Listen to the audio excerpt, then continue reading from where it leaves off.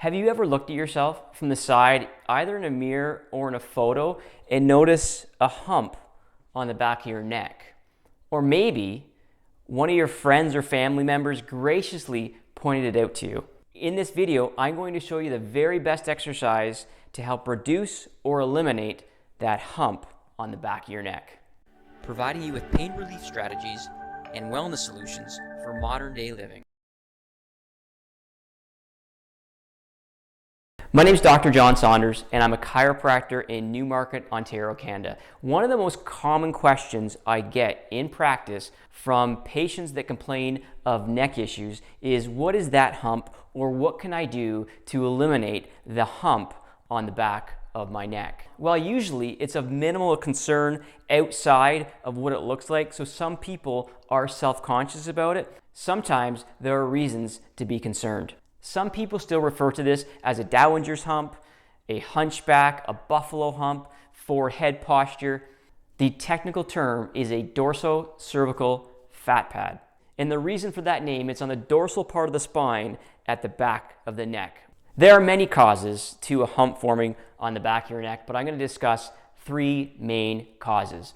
The first is medications. Certain medications like steroids, prednisone, that can cause an accumulation of fat on the back of the neck. That needs to be addressed by your primary care physician. Another cause is from osteoporosis. As the bones weaken in the thoracic spine, which is the part of the spine between your shoulder blades, sometimes those bones will collapse. We call that a compression fracture.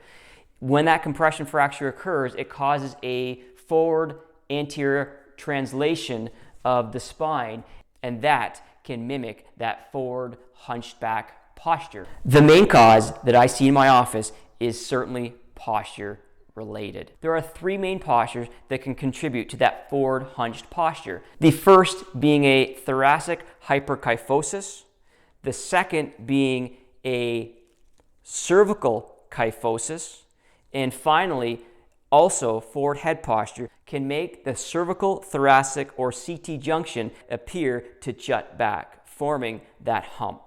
The other thing that happens typically when the posture jets forward from either of those three postures is sometimes there's fat that's being laid down in that specific area, and that is the part that is most noticeable to people. Some will say that that fat is being laid down to help protect this area of the spine. This is a very sensitive area of the spine. As you can see, a few inches deep, you have your spinal cord. Your spinal cord is the lifeline of your body. It takes information from the brain, sends it down your spinal cord to all the parts of your body, and information comes back. So because the body's intelligent, it likely lays fat down there to protect that area because it is now protruding. And before I forget, if you like the content that we're putting out, please hit the subscribe button below to be informed of future videos to help you help yourself in the comfort of your own home. This exercise I'm going to demonstrate is an active exercise. It requires some work.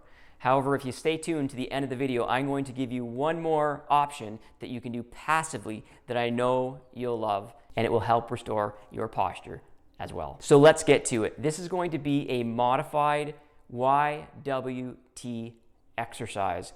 I really like this exercise, and I like the modified version where we're standing, because what it does, it fires your stability muscles that are naturally turned on when you're standing. Some people do this lying prone or on their tummies.